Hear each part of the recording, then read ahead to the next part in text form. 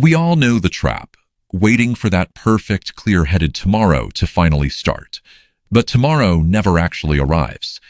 Many of us move through life assuming a safety net exists.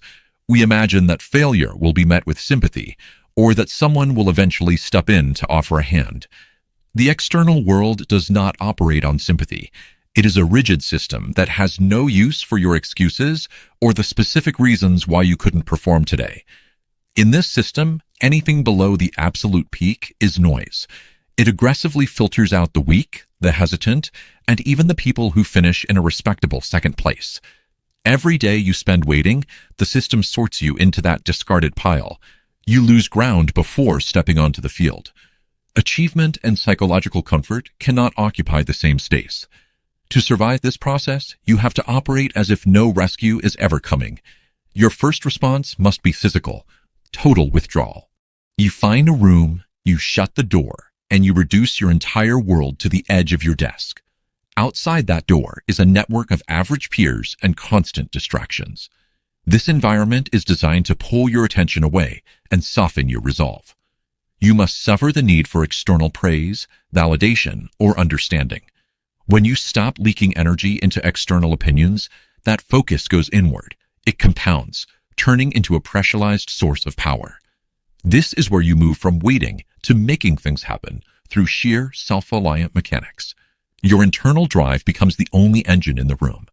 Shutting the door on the world provides the primary architectural requirement for your focus to reach its peak.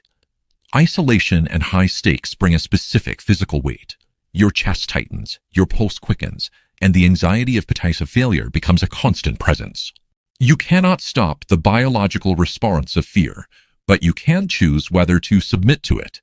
High-intensity work requires you to treat that fear as raw energy rather than a warning sign.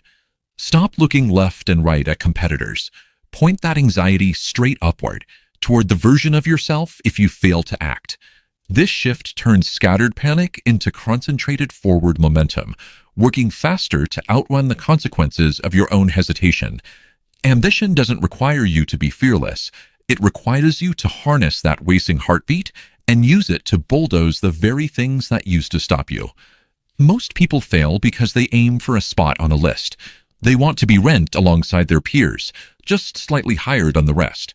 The real goal is to burn the list entirely. You work with an intensity that makes standard comparisons irrelevant. When your output reaches a certain volume, you create a gap that the rest of the market cannot bridge.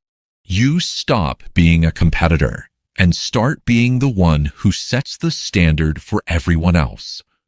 At this stage, you must make a public declaration through your actions. You tell every distraction and every doubter to permanently step aside. Taking ownership of that position finalizes your transformation. You are no longer the person who delays. You are the force that determines the outcome of the day.